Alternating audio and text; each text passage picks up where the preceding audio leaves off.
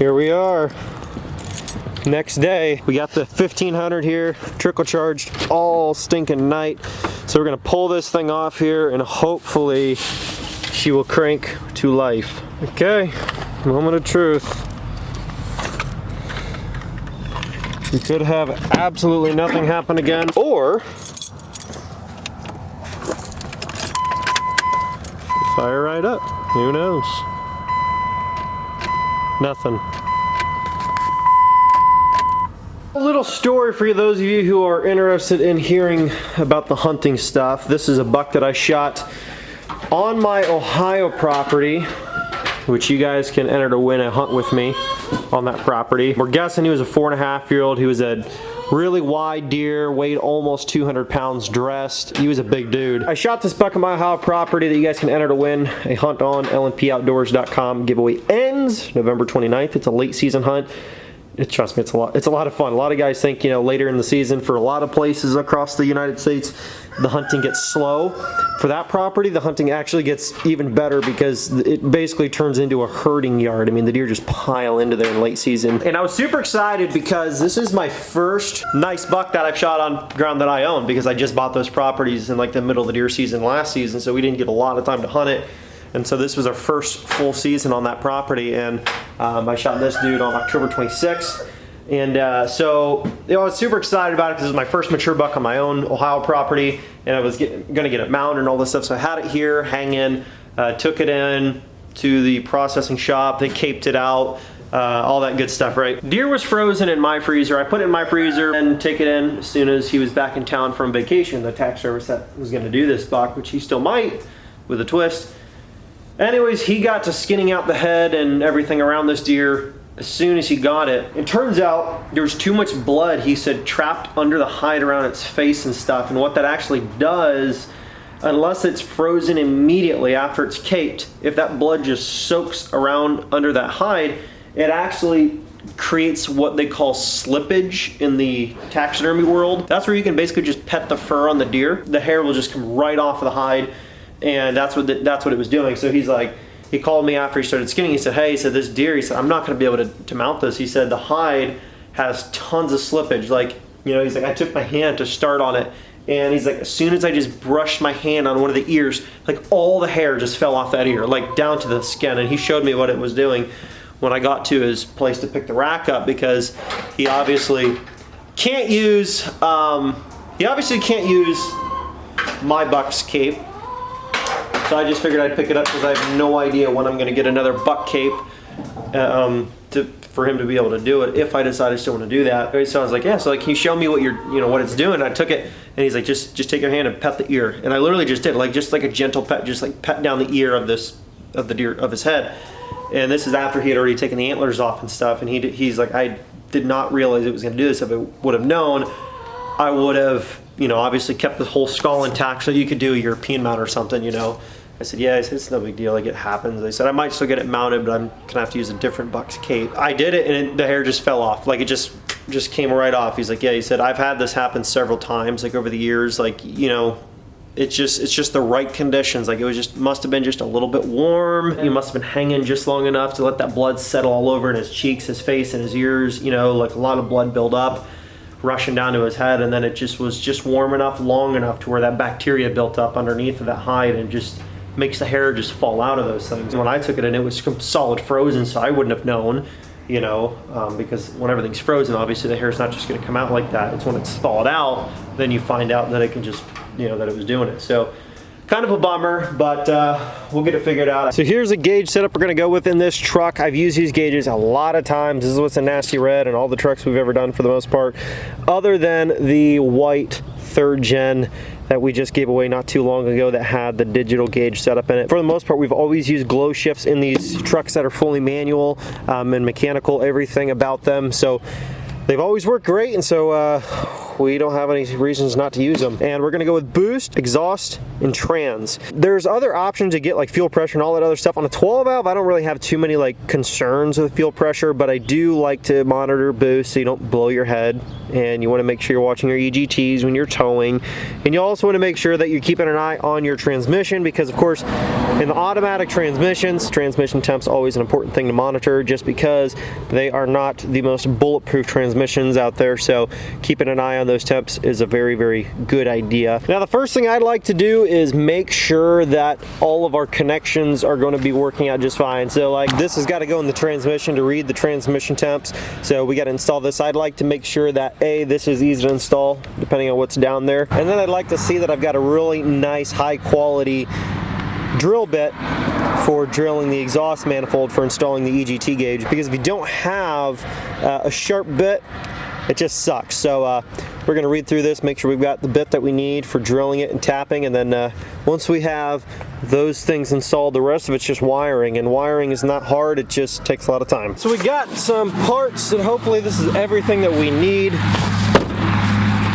Get these gauges here slapped into the flat nasty, which by the way 15 times entries are live right now, but they do end on Monday and then they will not be back. 15X will be gone and 1X will be back in its place. So let's get to installing these gauges right now.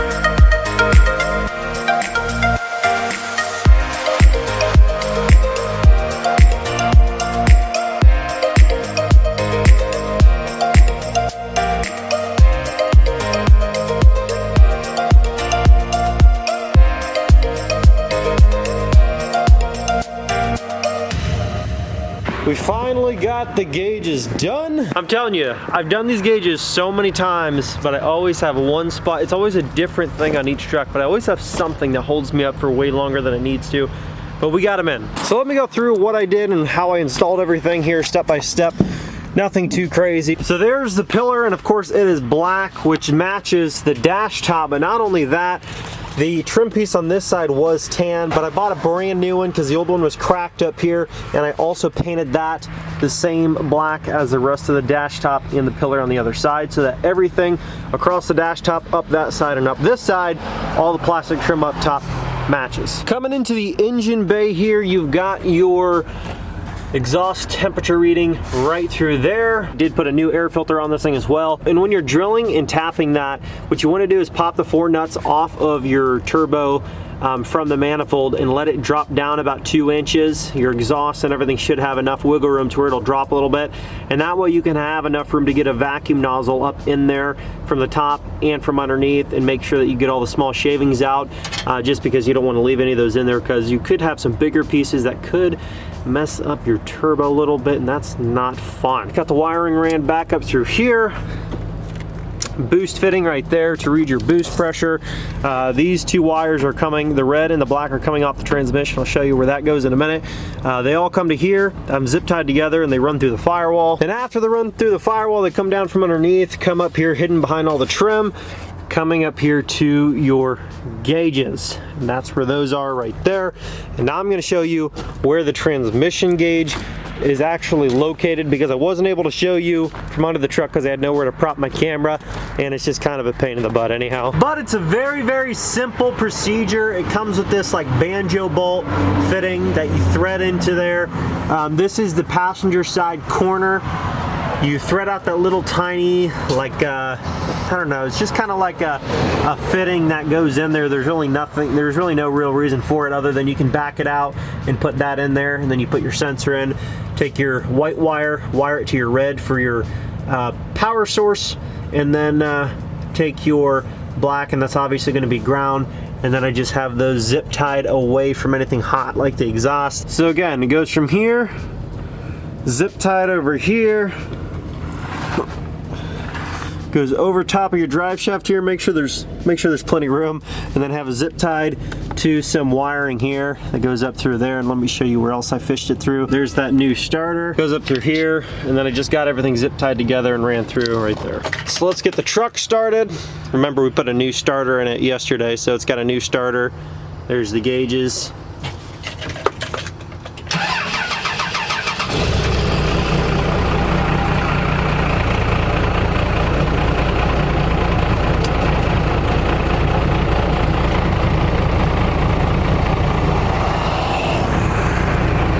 So here they are, boost pressure, exhaust temp, trans temp, and we'll have to get it on the road here and see how they run. Currently running at 700 degrees on the exhaust temp. We're going about 50 miles per hour, 1900 RPM. I mean, it builds boost like nothing. I mean, it builds boost super, super fast, so that's good. And you guys have to keep in mind though this, compound turbo trucks and non-compound turbo trucks are gonna cool way differently, and they're gonna heat up way differently. So this truck runs a little bit warmer than, for example, Nasty Red does at the same RPM and the same speed, because compound turbo kits with the dual intake setup and all that stuff, it runs different, it cools different, everything's just a little bit different. So you guys have to take that into consideration as well.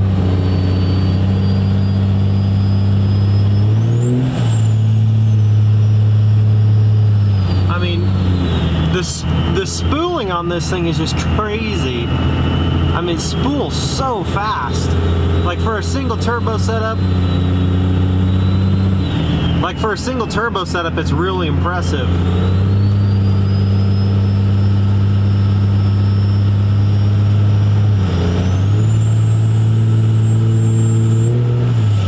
Like it almost hit 30 PSI right there. That's just madness. Like, it's just crazy. Well, now the trans temp is starting to kick in. Maybe it was just really that cold. I guess it hadn't been rain at all today, so there's always a chance that the transmission just wasn't warmed up yet. Show you this boost pressure again. It's going from 40 miles per hour, 1500 RPM, and I'm just gonna hit it down.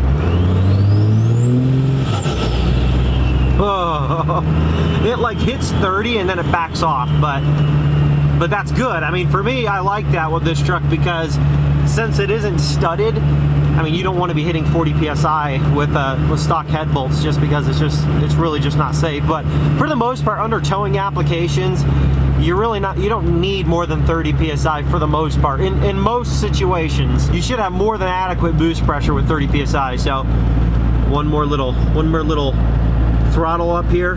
Here's all the gauges. I love it. So that is going to be it for the gauge install on the flat Nasty, guys. It was the final piece to the puzzle that we needed for this truck, because let's be honest with you guys, you can't have an ultimate towing setup. This towel doesn't look good in the truck, but so I don't get it dirty for the next owner. Anyways, guys, gauges are just a necessity for a truck that's going to be towing, especially these older trucks that don't come factory with so many different gauges and settings. And I just thought, like, to top it off, we've got the cool custom leather interior that you couldn't get in a second gen at the time. You've got the airbags in the rear end. Let me give you a little sneak peek at those again, right there.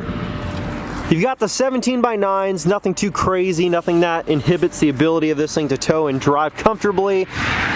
And of course, now you've got the gauges to be able to monitor how your truck is running while you're hauling those loads. And then of course you've got the gooseneck. You've got wiring for your gooseneck up on top. You've got wiring for a trailer in the rear.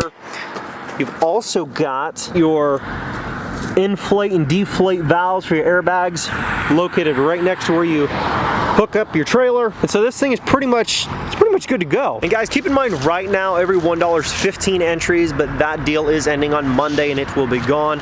It will not be coming back. So if you want to get in on that deal, you got to get in now or you're going to miss out. So hopefully guys got some helpful information out of this gauge install. I thought I was going to have to go back and correct myself on something, but the trans temp did actually start reading once we got the truck actually warmed up just a little bit. You could see it got up to about 100 degrees in about 10 minutes of drive time. So it is in fact wired correctly. I was just questioning myself for a little bit there.